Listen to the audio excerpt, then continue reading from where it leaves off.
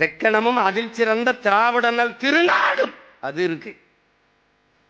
கன்னடமும் கழிதெலுங்கும் கவின் மலையாளமும் துளுவும் உதிர துதித்தே ஒன்று வளவாகிவிடினும் ஆரியம்போல் வழக்கொழிந்து உலக வழக்கொழிந்து அழிந்து சிதையா உன் சீழமை திறமையந்து செயல் மறந்து வாழ்த்துதுமேன் இருக்கு. இப்போ கன்னடமும் கழிதெலுங்கும் கவின் மலையாளமும் துளுவும் உன் உதிரத்து உதித்தே உன் உதிரத்தே உதித்தே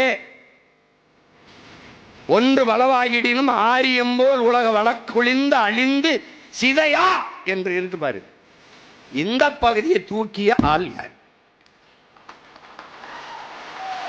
தெக்கணமும் அதில் சிறந்த திராவிட நல் திருநாடு இருக்கு. இது எங்க தூக்குன ஆள் யார்? யாரு? இந்த திருவாரூர் திருடர். யாரு? ஏன் தூக்குன? எனக்கு எதிராக கருத்தரங்கு போட்டு பேசுற பெருமக்களே, நாளைக்கு பேச போற அறிவார்ந்த பெருமக்களே, இந்த இடத்தை தூக்க காரணம் என்ன?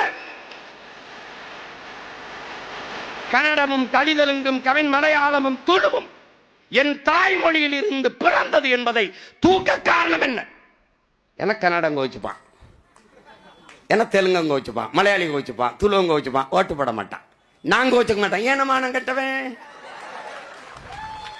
எப்படி எப்படி இருக்கு? தூக்கிட்டேன். ஆரியம்போல் நீதான் ஆரியத்தை எதிர்க்கத்தானே திராவிடத்தை கொண்டாந்த புல்டோசர். நீ கொண்டு வந்தில்ல திராவிடம், அதுக்கு எதிராக திராவிடம் போர் அதுல கொண்டு வந்தில்ல அது. அப்ப ஆரியம்போல் உலக வழக்கொழிந்து அழிந்து சிதையா உன் சீர் இளமை திறம் வியந்து செயல் மறந்து வாழ்த்துதுமே என்ற அந்த வரியை ஆரியம்போல் உலக வழக்கு